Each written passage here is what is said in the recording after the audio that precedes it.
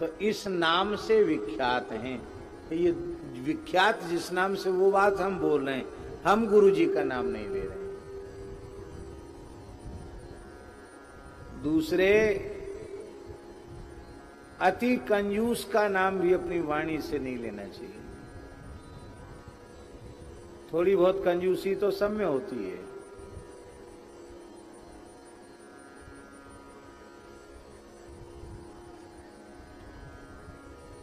क्यों? कंजूसी न होगी तो वो मनुष्य की कोटि में नहीं रहेगा। हाँ? लोभ पास जही गर न बंधाया, सो नर तुम समान रघुराया। सुग्रीव जी कह रहे हैं थोड़ा बहुत लोभ तो होता ही, मनुष्यता है, वहां तक लोभ है।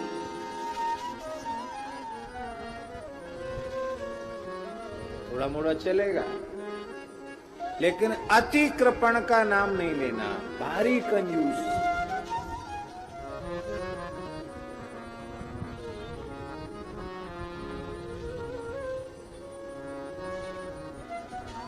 एक कंजूस आए, एक महापुरुष से, बड़े विशिष्ट कोटि के कंजूस थे। वो आए, बरेली गांव का उत्सव देखा, यज्ञ देखा, भोज भंडार देखा, प्रतिष्ठा देखी, संतों को देखा। अरे भैया क्या हो गया इस आदमी को, पैसों में आग लगा दी, इतना पैसा खत्म हो गया, इतना पैसा खर्च हो गया। अब वो कंजूस आदमी अपने घर लौट के गया उत्सव से। उसकी गृहिणी ने पूछा कि स्वामी क्या कष्ट है आपको, आप क्यों इतने कष्ट में हैं?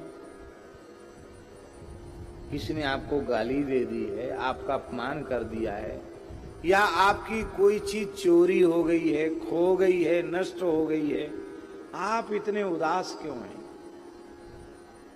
उसने कहा, वो हमें याद नहीं है पूरा, गांव के लोगों से हमने सुना, तिरिया पूछे सूम से काहे नीचे नैन, के काऊ ने कछु कह दई, के तुमरो कछु गिर गयो, कुछ गिर गया है, किसी ने कुछ कह दिया? बोले नहीं, ना हमारा कुछ गिरा है, न खोया है, न हमसे किसी ने कुछ कहा, हमारा तो बहुत आदर किया वहां। पर बात यह है, देता देखा और को ताते नीचे नहीं। दूसरे लोगों को खर्च करते हुए देखकर हमारा चेहरा उतर गया। अरे राम राम, क्या आदमी है ये, इतना धन नष्ट कर दिया। इस तरह के जो लोग हैं उनको अति कृपण कहते हैं, जो खुद तो खर्च करते नहीं, दूसरे का खर्च भी उनको सुहाता नहीं है। ऐसे लोगों का नाम नहीं लेना चाहिए।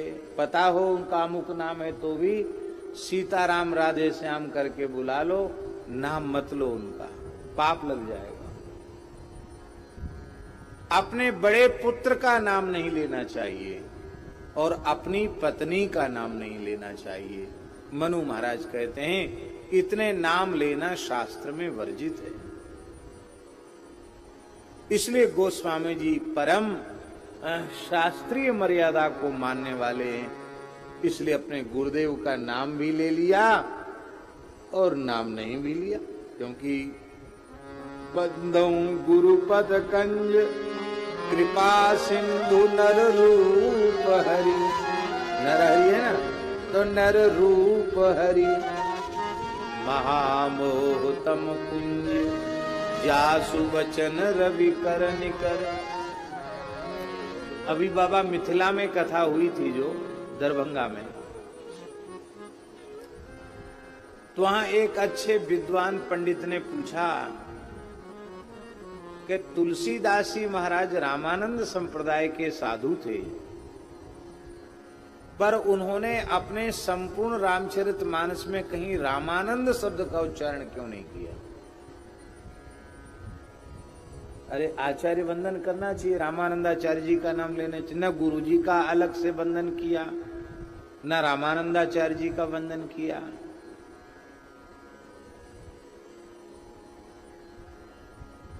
हमें कि आप कहना क्या चाहते? बोले हम ये कहना चाहते कि हमको तो नहीं लगता कि वो रामानंदी साधु थे। ले साहब, ये अच्छी बात है।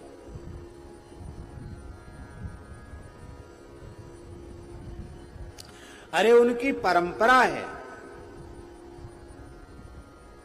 जगत गुरु श्रीमदाद्य रामानंदाचार्य भगवान के शिष्य श्री स्वामी अनंतानंदाचार्य जी महाराज, और दो तरह के संबंध हैं। एक तो अनंतानंदाचार्य जी के शिष्य नरहरियानंद जी, और दूसरा साक्षात शिष्य हैं जगत गुरु जी के।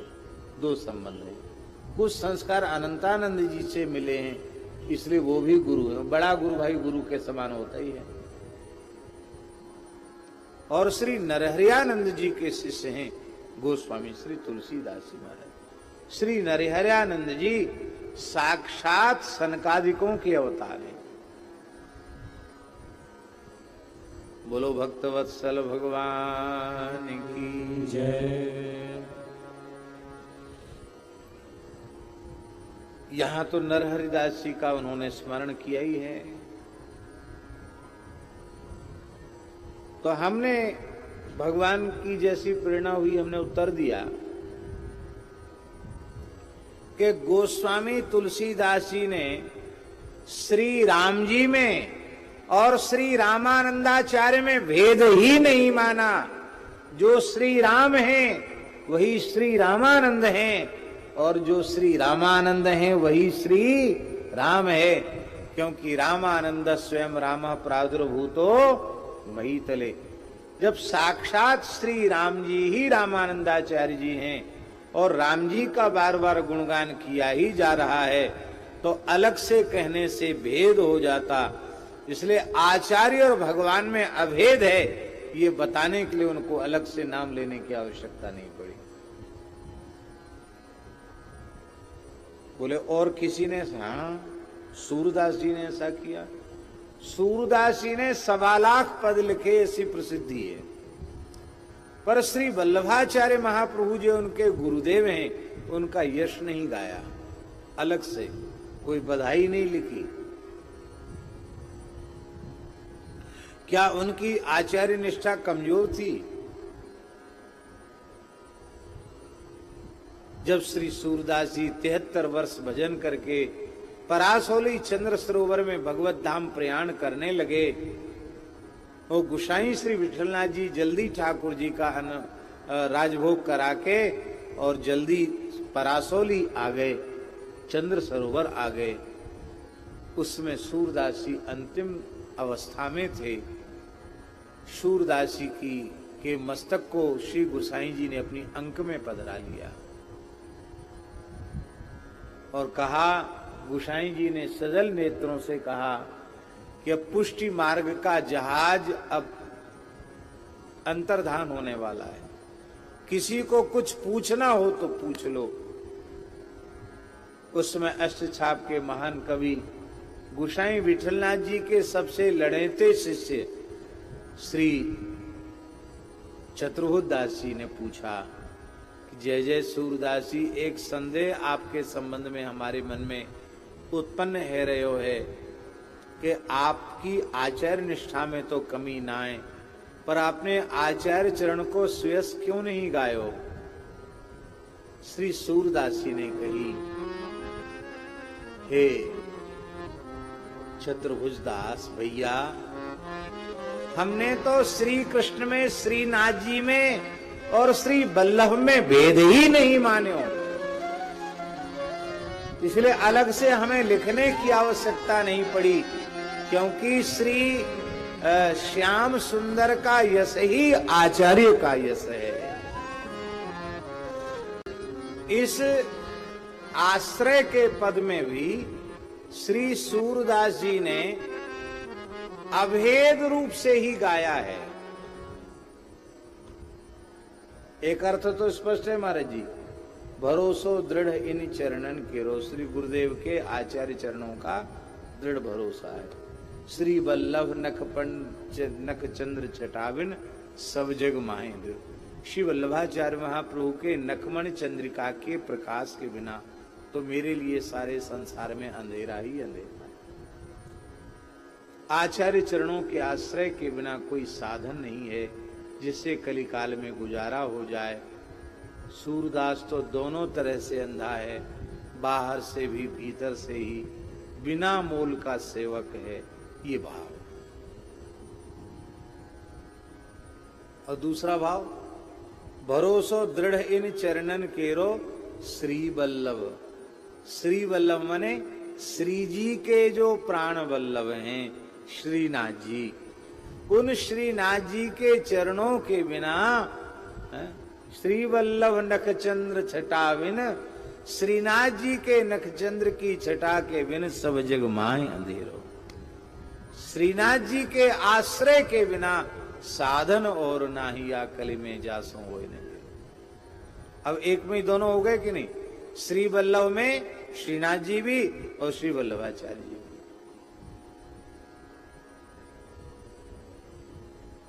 आचार्य में भेद नहीं है। तीसरी बात यह है, बहुत ध्यान से सुने महाराज जी, तीसरी बात यह है कि यदि गोस्वामी जी कोई कंजूसी नहीं करते, वो 10-5 श्लोक पूरी गुरु परंपरा के लिख सकते थे। श्री रामानंदाचार्य जी की स्तुति में 5-7 श्लोक लिखने में उनको कोई कठिनाई नहीं थी। लेकिन फिर एक बात हो जाती, फिर लोग कहते भैया ये तो केवल रामानंद संप्रदाय का ग्रंथ है, रामानंदी रामानंदी हो में वो पढ़ें, और बाकी भैया हम तो श्यामानंदी हैं, हम तो सन्यासी हैं, हम तो उदासी हैं, हम तो नाथ हैं, हम तो अमुक हैं तमुक हैं, हमको क्या जरूरत है मानस पढ़ने की। गोस्वामी जी ने जैसे वेद सबका है, ऐसे ही वेद रूप मानस सबका है। जो चाहो सो उसका आश्रय ले लो, जो चाहो सो उसको पढ़ लो। तो इस ग्रंथ को व्यापक बनाने के लिए उन्होंने एक संप्रदाय में ही उसको संकीर्ण नहीं किया। अब हम नाम नहीं लेंगे, लेकिन ऐसे अन्य ग्रंथ भी हैं जो वस्तुतः बहुत अच्छे ग्रंथ हैं, लेकिन वे तत्त संप्रदायों तक सीमित हैं। उन ग्रंथों का लाभ जन सामान्य को नहीं मिल पा रहा है। क्यों? लोगों की यही भावना, वो तो अमुक संप्रदाय का ग्रंथ है। पर रामचरितमानस के लिए ऐसी धारणा बिल्कुल नहीं है कि रामचरितमानस अमुक संप्रदाय का ही है। भैया रामचरितमानस तो मनुष्य मात्र का है। रामचरितमानस हिंदू मात्र नहीं, रामचरितमानस मनुष्य मात्र का है। पूरे संसार के किसी मत पंथ से पूछ लो, मानस जी की इस पंक्ति से किस मत पंथ का विरोध है? पूरे संसार में जितने धर्म इसमें प्रचलित उनसे पूछ लो। परहित सरिस धर्म नहीं भाई, परहित सरिस धर्म नहीं भाई, पर पीड़ा सम नहीं अधमाई, पर पीड़ा सम नहीं अधमाई।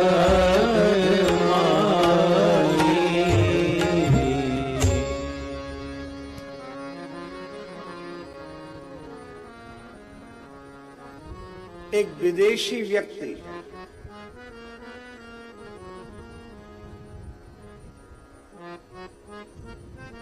विदेश के एक प्रसिद्ध विश्वविद्यालय का प्रोफेसर, मुंबई से हम बनारस आ रहे थे तो वो भी जहाज में पास में ही था, तो साधु देख करके उसने बाबा जी सीताराम दंडवत। हमने कह रहे तुम नाक नक्श से तो विदेशी मालूम पड़ते हो और इतनी बढ़िया हिंदी बोल रहे हो कि बाबा जी दंडवत सीताराम। बोला हाँ, हम अमुक विश्वविद्यालय में और प्रोफेसर हैं। हम किस मत से हो? उन्होंने कहा हम ईसाई हैं, पर हमने भारत में आकर के अध्ययन किया है, काशी हिंदू विश्वविद्यालय में भी मैं पढ़ा हूं, काशी में भी रहा। और बोले साधु, नकली साधु भेष बनाकर अयोध्या जी में रहकर रामचरितमानस भी लगाया हमने। बोले मेरा कार्ड ले लीजिए। अपना कार्ड अंग्रेजी में उसने दिया। कार्ड तो अंग्रेजी में था, पर उस अंग्रेजी के कार्ड में ये चौपाई लिख रही थी, परहित सरिस धर्म नहीं भाई, पर पीड़ा सम नहीं अधमाई। और आश्चर्य की बात है, वो कार्ड में भी जो कार्ड होता ना, परिचय वाला पते वाला कार्ड, उसमें सब अंग्रेजी में लिखा था, पर ये चौपाई देवनागरी लिपि हिंदी में लिखी थी। ये चौपाई हमको बड़ा आश्चर्य हुआ। तो उस व्यक्ति ने आंख भर के कहा मैं ईसाई जरूर हूं, लेकिन महाराज जी सच्ची बात यह है कि इस पूरे संसार में मनुष्य मात्र का कल्याण करने वाला रामचरितमानस जैसा कोई ग्रंथ नहीं है।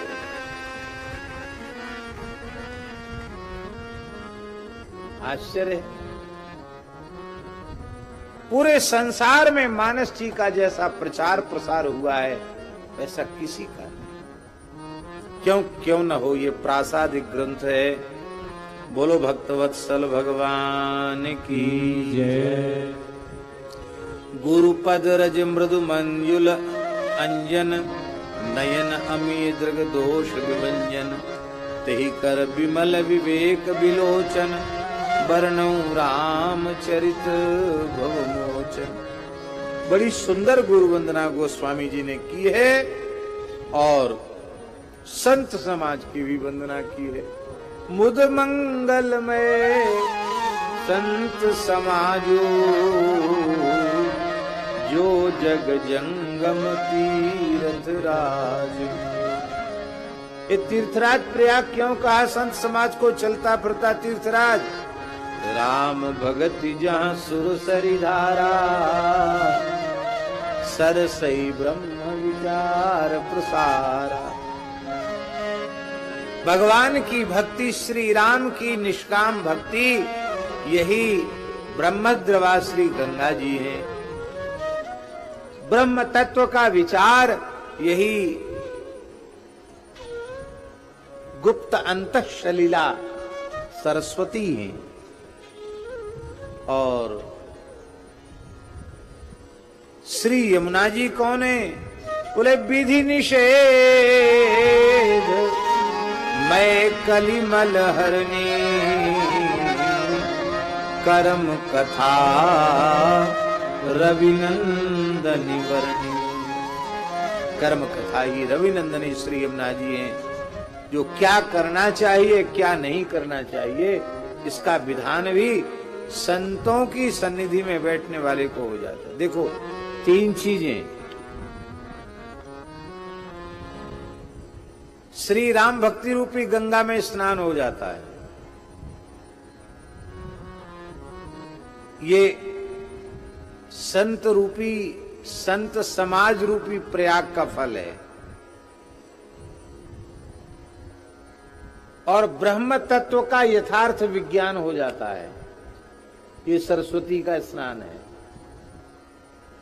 और क्या करना चाहिए क्या नहीं करना चाहिए, विधि निषेध का पूर्ण ज्ञान हो जाता है, ये यमुना स्नान है।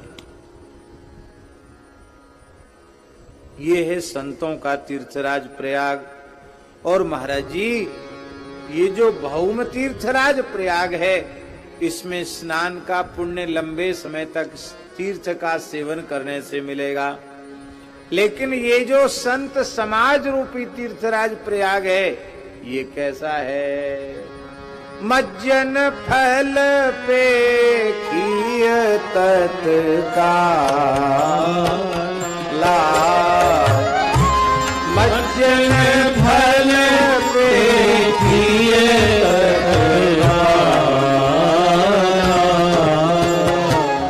काक होहि पिक बकहु मराला,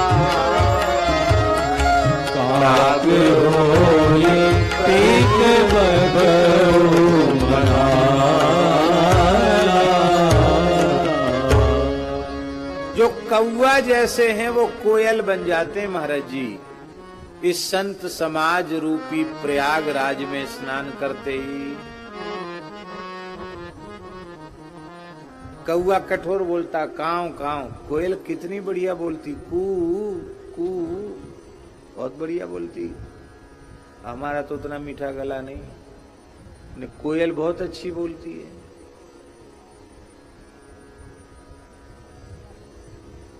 आप लोग कहेंगे कोई उदाहरण तो दो।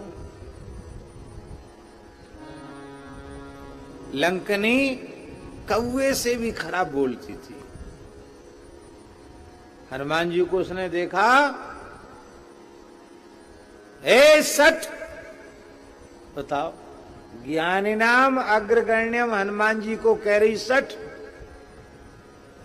जान ही नहीं मरम सठ मोरा, मोर आहार जहां लगी चोरा। अरे सठ, मेरा मर्म नहीं जानता, चोर ही मेरी खुराक है, मेरा आहार है। हनुमान जी को बड़ा गुस्सा आया। लंका में सब झूठे ही बोलने वाले लोग रहते हैं क्या? अरे चोरों का सरदार दस्युराज रावण, जो जानकी जी की चोरी करके आ गया, बढ़ियाई करके आ गया, उस चोर को तो तू खाती नहीं है, उस चोर का तू भक्षण नहीं कर रही है। और मैं चोर का पता लगाने आया हूं, राम जी का सिपाही है, सिपाही को चोर बता रही है और चोर तेरे यहां मुझ पर ताव दे रहा है। बहुत झूठ बोलती है। हनुमान जी को गुस्सा आया।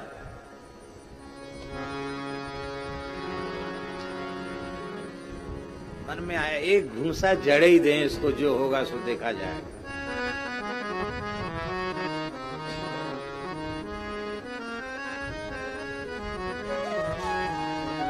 गोस्वामी जी ने तो कहा, मुठी का एक महाकवि छनी, मुठी का एक महाकवि, मुठी का एक महाकवि हनी, मुठी का एक महाकवि हनी, सुधीर बमत धरणी जनमणि, रुधिर बमत धरणी जनमणि, पुनि संभार उठी सोलंका, पुनि संभार उठी सोलंका, जोरी पानी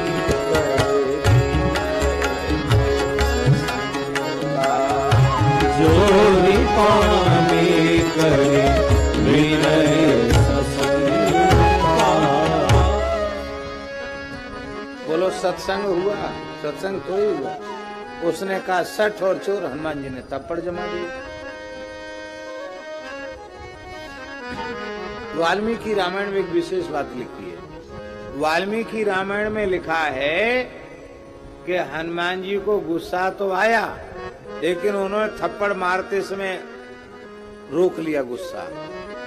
वाल्मीकि में लिखा है, स्त्रियम मन्य मानाम ताम नाति चुक्रोध बानरः। वाल्मीकि रामायण में लिखा, अरे बेचारी मर जाएगी एक तमाचे में। हनुमान जी को दया आ गई, बोले मरना नहीं चाहिए, नहीं तो हनुमान जी मारे वो बच जाए। बहुत ताकत है हनुमान जी में।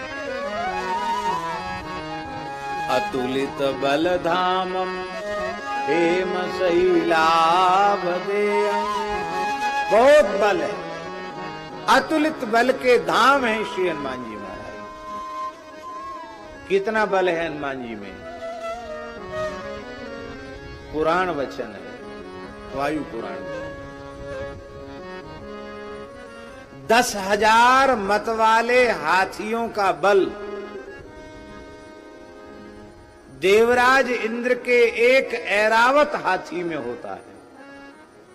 फिर से सुन लो क्या कहा, 10,000 मत वाले हाथियों का बल देवराज इंद्र के एक ऐरावत हाथी में होता है,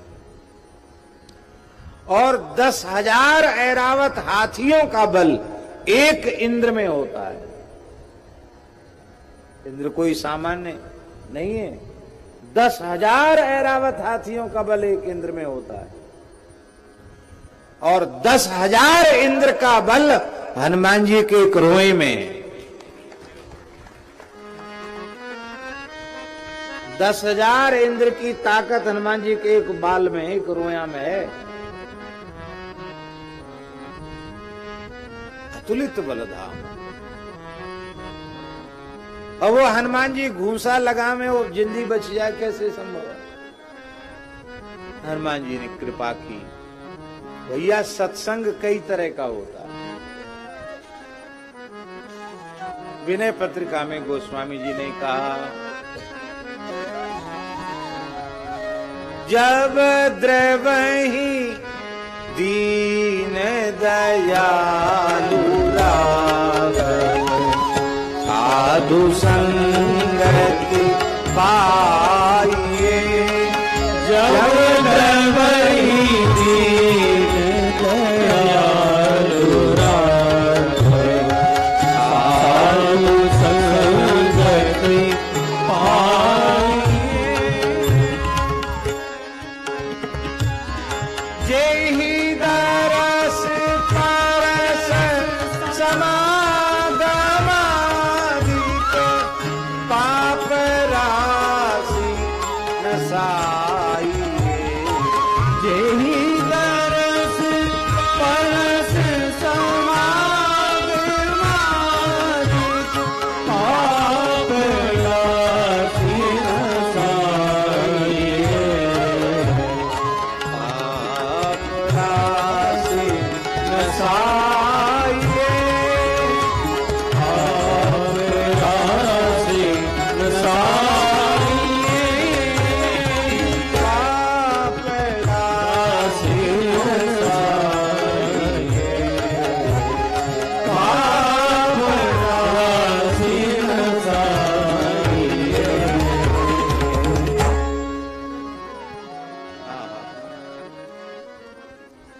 संत का महाराज जी केवल दर्शन हो जाए,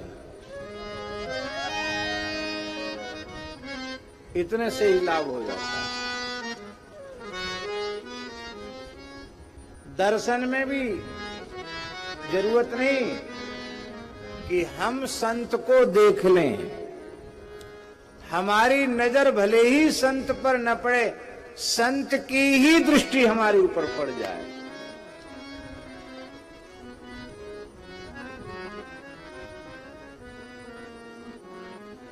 कल हम रामलीला देखने आए थे,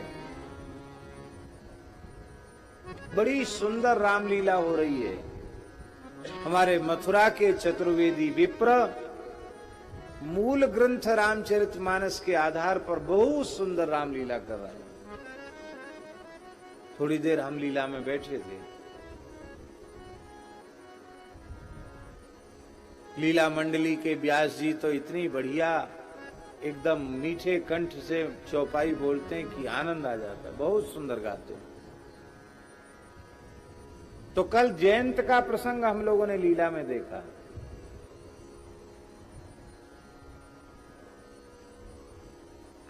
जयंत सब जगह गया अपनी रक्षा के लिए, नारद जी के पास नहीं गया। ईमानदारी की बात तो ये है, सच्चाई की बात तो ये है कि जयंत ने नारद जी की ओर देखा तक नहीं, क्योंकि गोस्वामी जी कह रहे हैं नारद देखा विकल जयंता, नारद देखा विकल जयंता, लागी दया कोमल चित संता, लागी दया कोमल चित संता। नारद देखा करते, जयंत देखा नहीं। नारद जी ने देखा जयंत विकल है, लागी दया कोमल चित संता। यह है दर्शन का सत्संग। नलकूवर मणिग्रीव, इन्होंने नारद जी को नहीं देखा, पर नारद जी की दृष्टि इन पर पड़ गई तो ब्रज में यमलार्जुन के रूप में जन्म हो गया। बालकृष्ण की लीला के प्रत्यक्ष दर्शन का सौभाग्य प्राप्त हो गया। दर्शन का सत्संग, स्पर्श का सत्संग,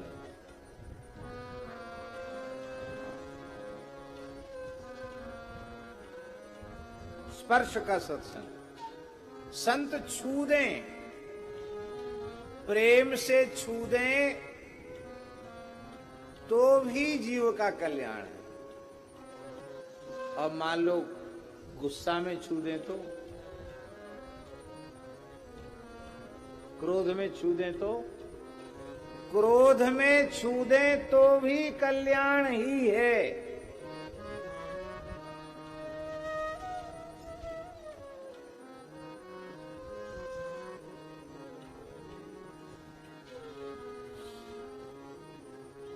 देखो, हम ये नहीं कहते कि गलती करना चाहिए, संतों से गुरुजनों से पिटना चाहिए, हम बात तो बिल्कुल नहीं बोल रहे हैं। लेकिन ऐसा सौभाग्य किसी किसी भाग्यशाली जीव का होता है जो महापुरुषों के, गुरुजनों के, संतों के हाथ से पिटता है। नहीं, सबका भाग्य नहीं होता, सबके भाग्य में नहीं है।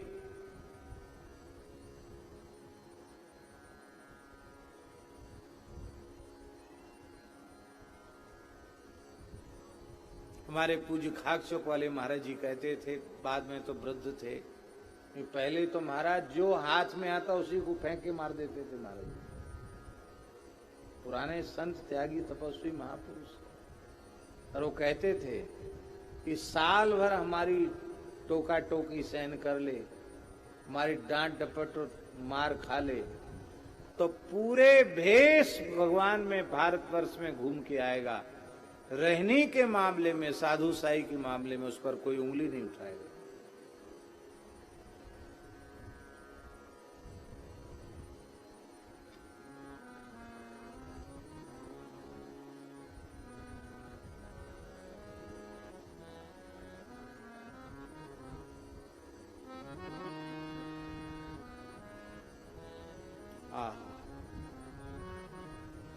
हनुमान जी ने कोई सत्संग तो किया नहीं, थप्पड़ ही तो जमाई, और थप्पड़ में, एक थप्पड़ में विरक्त हो गई लंकिनी, रक्त निकल गया, विरक्त हो गई।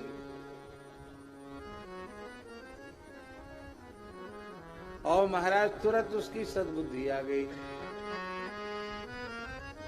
चोट तो खाई है थप्पड़ की, और बोलती क्या है, तात स्वर्ग अपवर्ग सुख धरिय तुलाइक अंग, तूलन ताहि सकल मिले जो सुख लव सत्संग, तुलया मिलवे नापि। भागवत जी का श्लोक भी इसी प्रकार का है। तुलया मिलवे नापि ना स्वर्गं ना पुनर्भवं, भगवत संगी संगस्य मर्त्यानां किमुताशिष। कहाँ का श्लोक है बोलो? भागवत जी में कहाँ का श्लोक है बोलिए? किस स्कंद का है? चलो खोज के बताना। श्री वृंदावन बिहारी लाल की जय। समागम का सत्संग, संतों से मिलना, मिलने से भी संपूर्ण पाप नष्ट हो जाते भैया। गंगा पापम शशि तापम दैन्यम कल्पतरुस्तथा पापम तापम तथा दैन्यम हंति सज्जन संगति। साधु पुरुषों की संगति तीनों दोषों का हरण कर लेती है। गंगा पाप को नष्ट करती है, चंद्रमा ताप को नष्ट करता है, कल्प वृक्ष दरिद्रता को नष्ट करता है। लेकिन संत की कृपा हो जाए तो पाप ताप और दरिद्रता सब नष्ट हो जाती है। बोलो भक्तवत्सल भगवान की जय। तो अब देखो, काक होई पिक बकहु मराला। काक होई पिक, कौआ जैसे बोल रही थी ना, अरे सठ, अरे चोर कहाँ जा रहा है। और अब क्या कह रही है? पहले कहती थी सठ, अब देखो कितना मीठा बोल रही है। तात मोर अति पुण्य बहुता, तात मोर अति पुण्य बहुता, देख्यो नयन राम कर दूला, देख्यो नयन राम कर दूला। जो कहती थी मैं खा जाऊंगी, अब वही कह रही है। प्रविश नगर की जय सब काजा, प्रविश नगर की जय सब काजा, हृदय राखी कौशलपुर राजा, हृदय राखी कौशलपुर राजा। दूसरी बात, मानस जी में कागभूषुंड जी के लिए लिखा है, मधुर बचन तब बोलेऊ कागा। कौआ कभी मधुर बोलता है? पर ये सत्संग की महिमा है कि मधुर वचन तब बोलेऊ कागा। हंस रूप धारण करके भगवान सदा शिव भी कागभूषुंड जी से कथा सुनते हैं, इसलिए संत समाज की वंदना की है। बंदौ संत समान हित अनहित नहीं कोई, अंजलिगत शुभ सुमन जिमि सम सुगंध कर दो। संत सरल चित जगत हित जानि सुभाव समे, बाल विनय सुनि करि कृपा, श्री राम चरण रति दे, श्री राम चरण रति दे।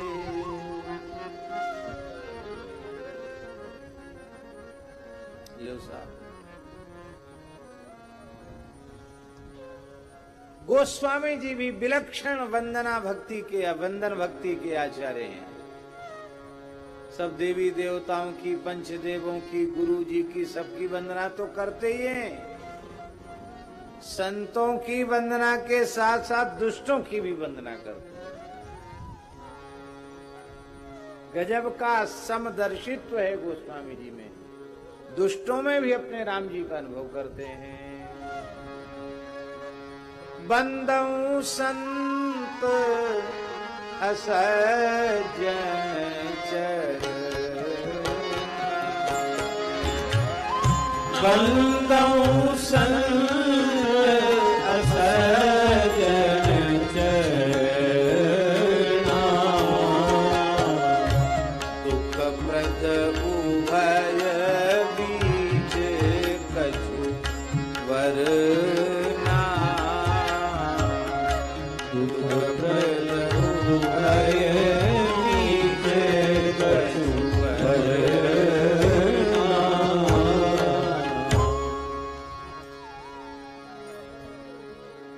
खलों की वंदना भी ऐसे नहीं करते। बहुत से लोग खलों की वंदना तो करते हैं पर व्यंग में अथवा विनोद में या निंदा में वंदना करते हैं। जैसे कोई दुष्ट सिरमौर है, आइए आइए संत जी पधारिए। अब संत जी थोड़ी वो जानता है कि सब दुनिया में हम दुष्ट के नाम से प्रसिद्ध हैं और हमको संत जी के रूप में संबोधित, इसका मतलब संत कह के भी हमको गाली ही दी जा रही है। पर धन्य है गोस्वामी जी को, प्रणाम है उनके चरणों में। वो कहते बहुरी बंद खल गन सती भाए, जे बिनु काज दाहिने बाए। अभाव पूर्वक नहीं, व्यंग पूर्वक नहीं, उपेक्षा पूर्वक नहीं, घृणा पूर्वक नहीं, मैं भाव पूर्वक असंतों की वंदना करता हूं, क्योंकि वे असंत न होते तो संतों के स्वरूप को उजागर संसार में कौन करता।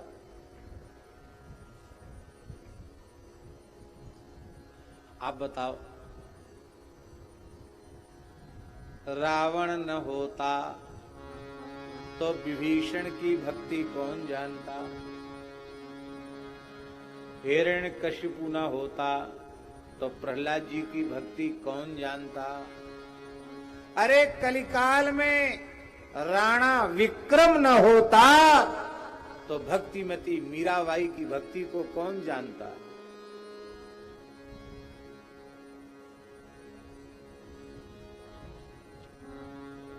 इसलिए संतों ने निंदकों से, दुष्टों से बहुत प्रेम किया है। निंदक नियरे राखिए, आंगन कुटी छवाए, बिन पानी सावन बिना निर्मल करे सुहाए।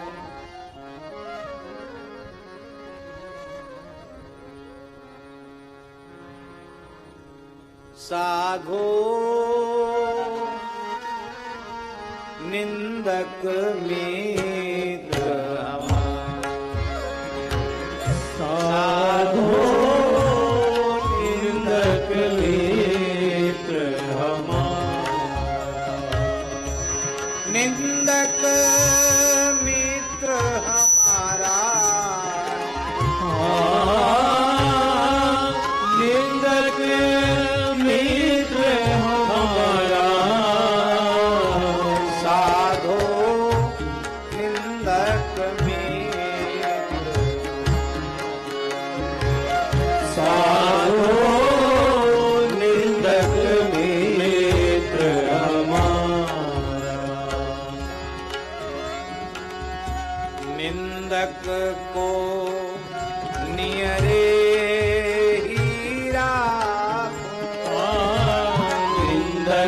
को नियरे हीरा हो, न देव नियारा,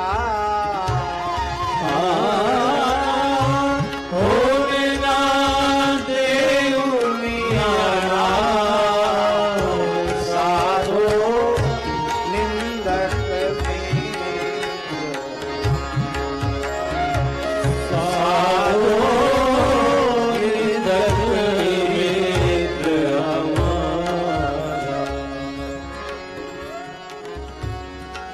पाछे निंदा कर अघ धोवे, पाछे निंदा कर अघ धोवे, सुनि मन मिटे विकारा,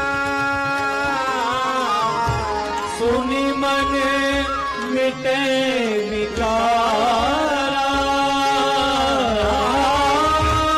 जैसे सोना तापी अग्नि में,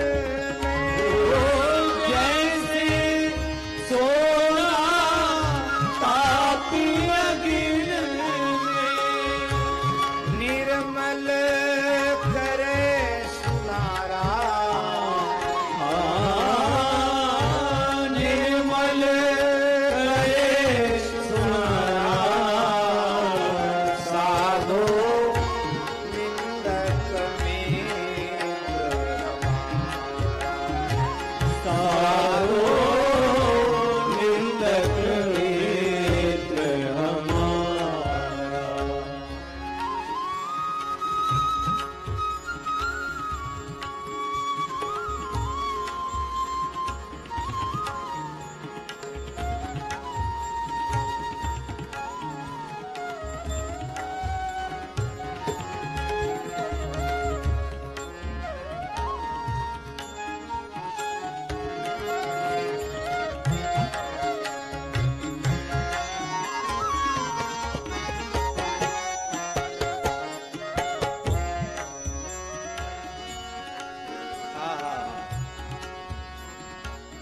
हीरा बहुत मूल्यवान होता है, कब होता है?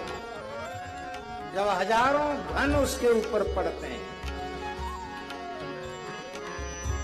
घन आहरण कसी हीरा निबटे, धन आहरण कसी हीरा निबटे, कीमत लक्ष्य हजारा,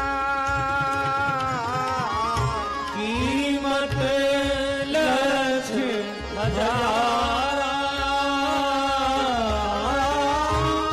ऐसे जाचत दुष्ट संत को, ऐसे जाचक दुष्ट संत करन जगत उजियारा,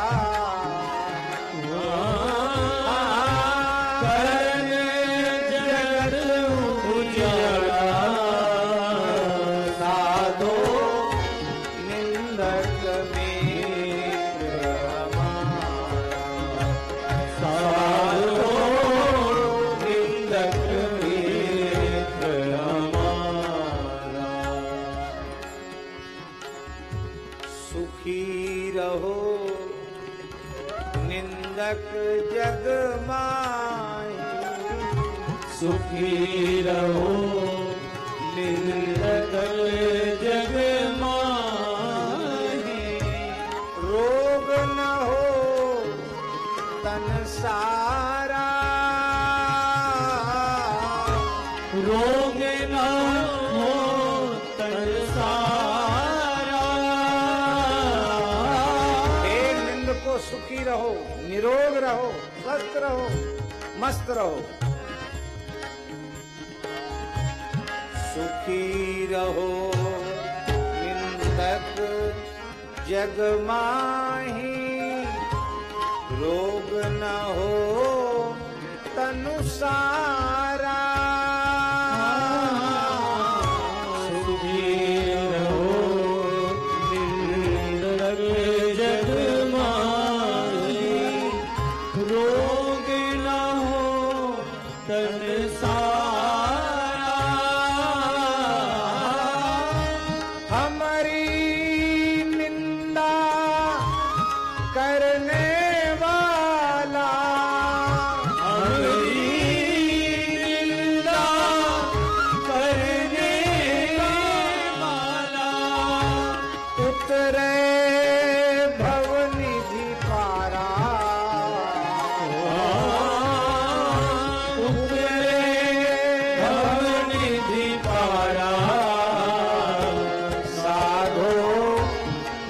निंदक मित्र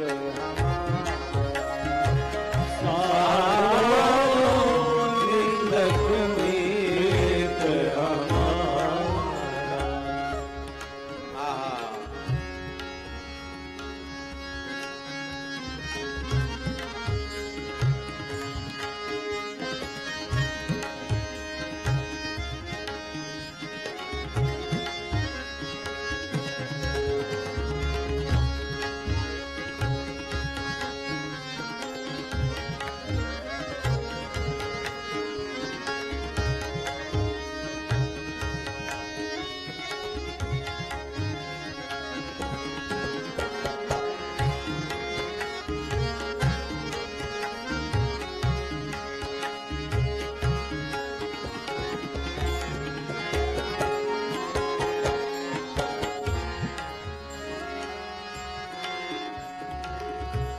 निंदक के चरणन की स्तुति, निंदक के चरण की स्तुति, वरनो बारंबारा वरणो बारंबारा, चरणदास कहे सुनिए साधो, चरण दास कहे सुनिए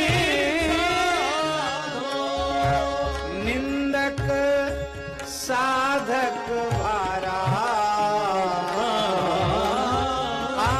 निंदक साधक भारा,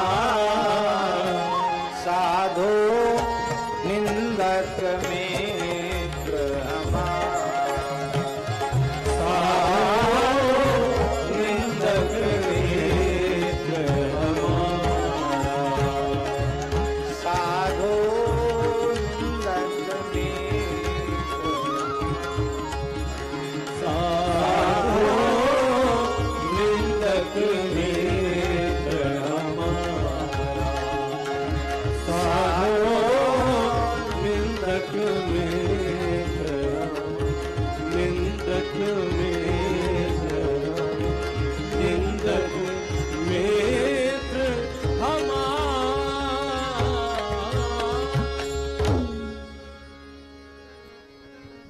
ये भक्ति सागर नामक ग्रंथ का श्री स्वामी चरणदास जी महाराज का पद हमको बहुत प्रिय लगता है।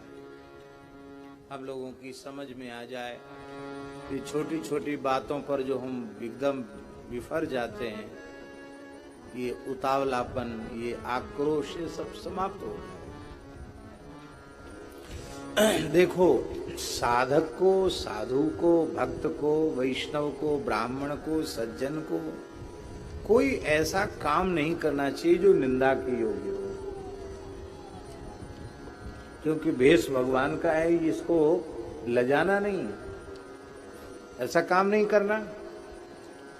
लेकिन ऐसा न करने पर भी दुष्टों का मुंह कौन बंद करेगा? वो तो कुछ भी कहेंगे।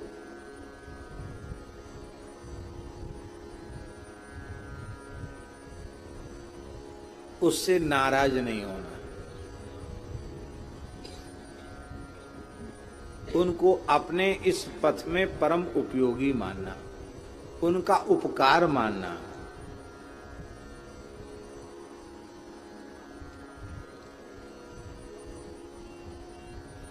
क्योंकि ये निंदा करके, हमारे में दोषारोपण करके, हमको निंदित बना करके हमारे अहंकार को कम कर रहे हैं। और जितना अहम शून्य हम बनेंगे उतना ही भगवान के निकट पहुंचेंगे। ये तो बहुत अच्छे हैं।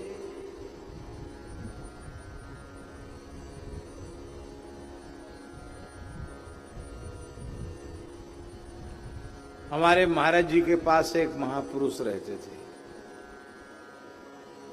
भक्तमाली जी महाराज के पास। वो पता नहीं, वो भी अच्छे महात्मा ही थे, पर पता नहीं उनके दिमाग में क्या आया। वो महाराज जी की ही बहुत बुराई करने लग गए।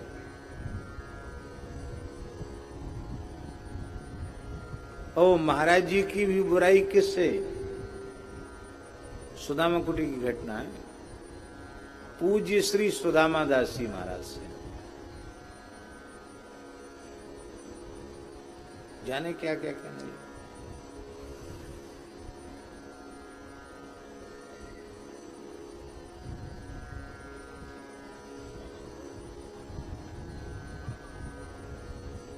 बड़े महापुरुष जो होते हैं वो भोले होने के कारण, निर्मल होने के कारण उनको कोई कुछ भी कह दे तो जल्दी उस पर प्रभाव हो जाता। सफेद कपड़ा पर दाग जल्दी आता कि नहीं? तो उन्होंने, एक संत थे, ट्रस्ट में थे वो, पूज्य श्री विपिन बिहारी दास जी, गौड़ीय संत थे, हमसे बड़ा स्नेह रखते थे। तो वो बिहार के थे। तो पूज्य श्री सुदामा दास जी महाराज ने उनको बुलाया, कहा ऐसी ऐसी बात हमने सुनी। और वे बोले महाराज जी भूल से भी कुछ कह मत देना, महाराज जी को भनक लगेगी कि आपके मन में थोड़ा सा भाव दूसरा आया है, एक क्षण नहीं लगेगा वो सुदामा कुटी से चले जाएंगे।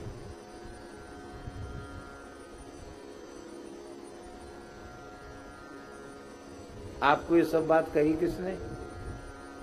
और निर्मल महात्मा, उन्होंने बता दिया। अमुक आए थे हमारे पास, वो कई दिन से आ रहे हैं, उन्होंने ही कहा। अरे वो तो महाराज जी के पास रहते, महाराज जी उनकी बहुत सेवा करते हैं। मैं भी जाकर महाराज जी को सावधान करता हूं। वो आए, बोले महाराज जी आपसे कुछ एकांत में बात करना है। तो हम वहां बैठे थे, हम उठ के जाने लगे। बोले नहीं नहीं ये बैठ सकते हैं, ये बैठे रहें, कोई बात नहीं। हम बैठ गए। उन्होंने सारी बात बताई। महाराज जी मुस्कुराकर बोले श्रीमान जी आप हमारे प्रेम में खटाई नहीं डाल सकते। अब तक उन महापुरुष को दूध मलाई जो दी जाती थी अब वो दुगनी कर दी जाएगी, क्योंकि वे ही हमारे सच्चे हितैषी हैं।